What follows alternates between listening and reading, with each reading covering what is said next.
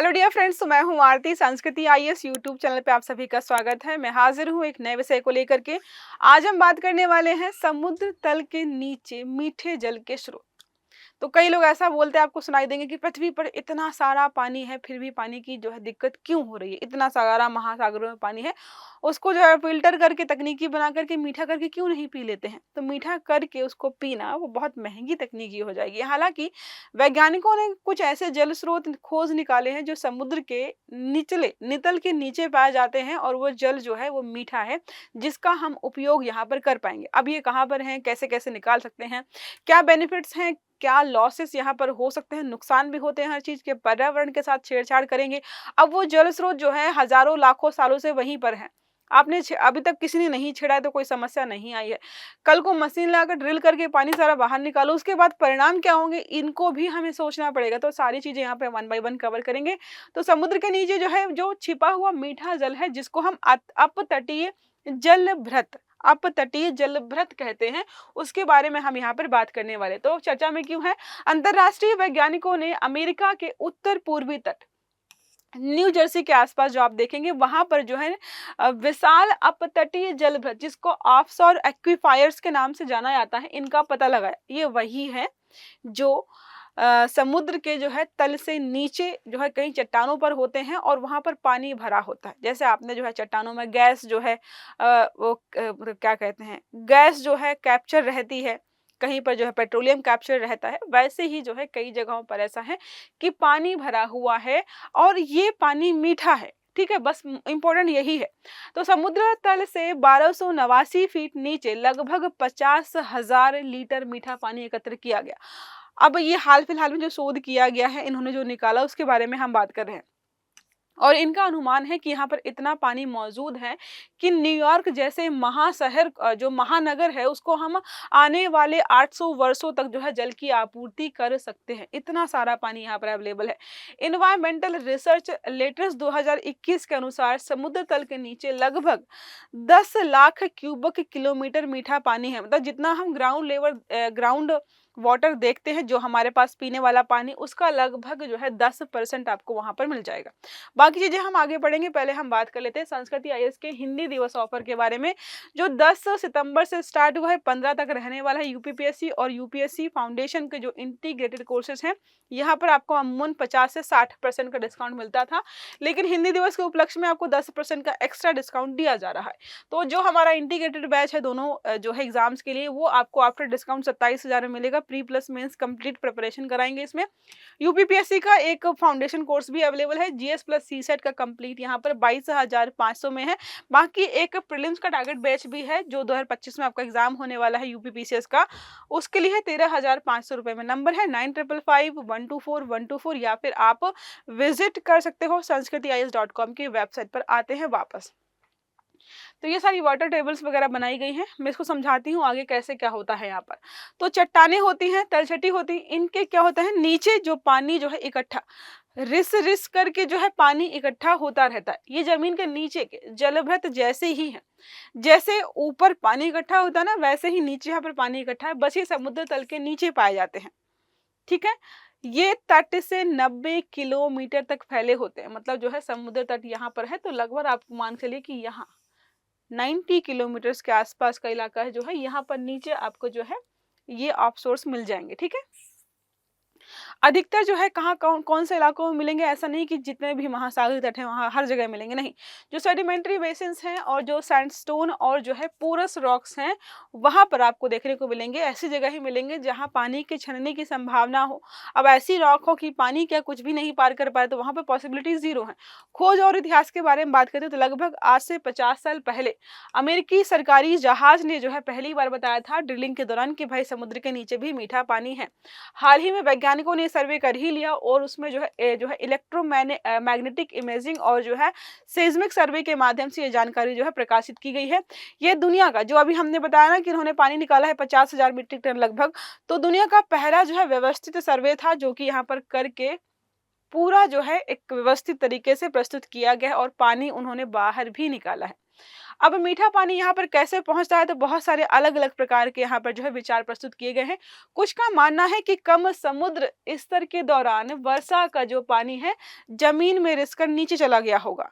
मान लो जो है अभी यहाँ पर समुद्र का पानी है और ये हमारा लैंड एरिया हो गया, ठीक है।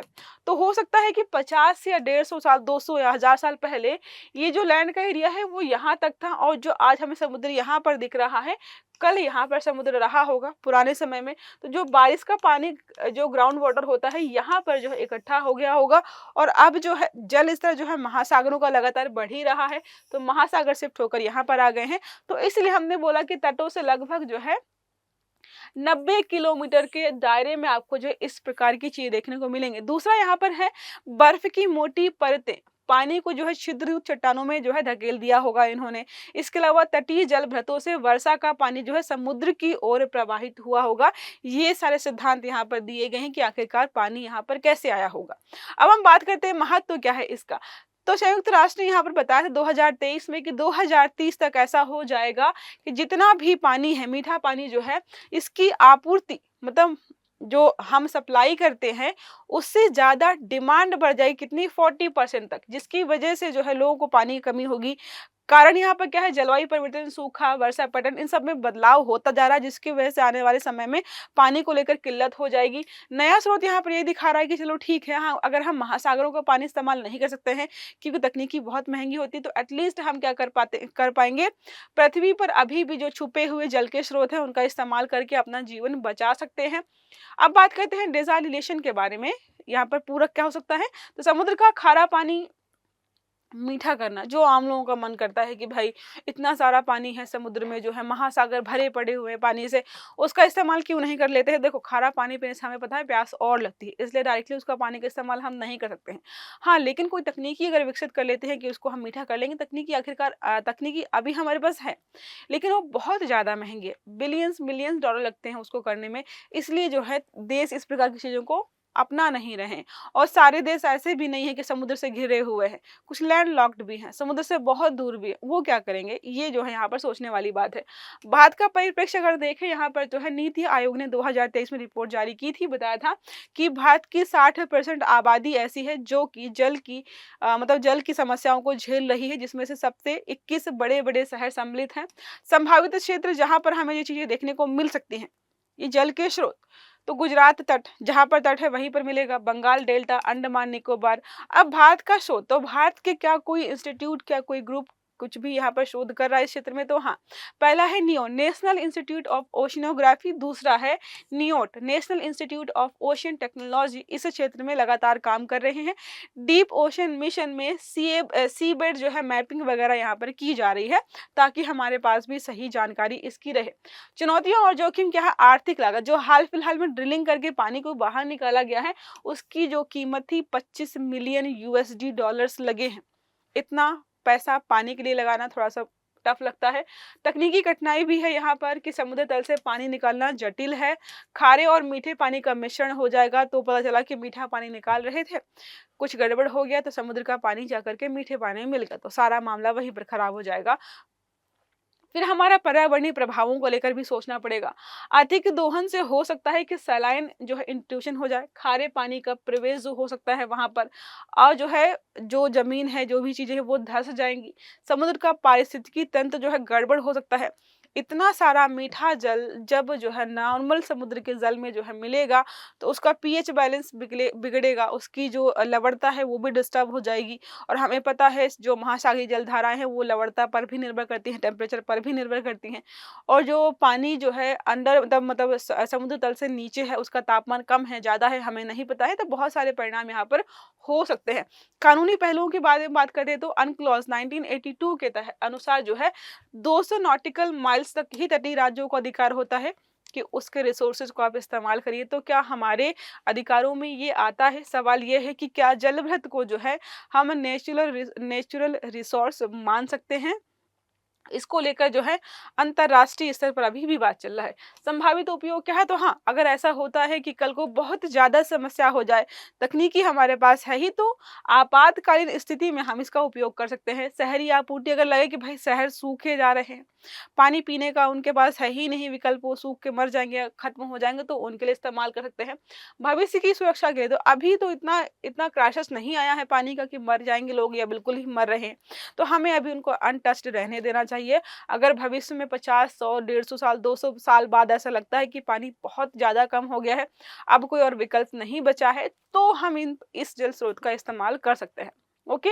अब एक प्रश्न हमारा है, हाल ही में चर्चा में रहे अपतटीय जलभृत, जिसको हम बोलते हैं ऑफशोर एक्वीफायर्स, के संबंध में निम्नलिखित कथनों पर विचार कीजिए। ये चट्टानों तलछट के ऐसे पिंड हैं जिनमें मीठा पानी मौजूद होता है। ये केवल स्थलीय क्षेत्रों में पाए जाते हैं। वैज्ञानिकों ने अमेरिका के उत्तर पूर्व तट पर समुद्र जो है तल के नीचे इनकी पुष्टि की है। विकल्प है केवल एक, एक और तीन, दो और तीन, एक, दो, तीन। तो सही आंसर आपको देना है कमेंट बॉक्स में। आई होप ये आर्टिकल आपको समझ में आया होगा। अगर वीडियो अच्छा लगा है तो लाइक करना है, चैनल को सब्सक्राइब करना है, बेल आइकन दबाना है, ताकि जितने भी इस प्रकार के आर्टिकल्स हैं वो सारे आपको समय पर मिलते रहे। तो अच्छे से पढ़िएगा। Have a good day. Thank you.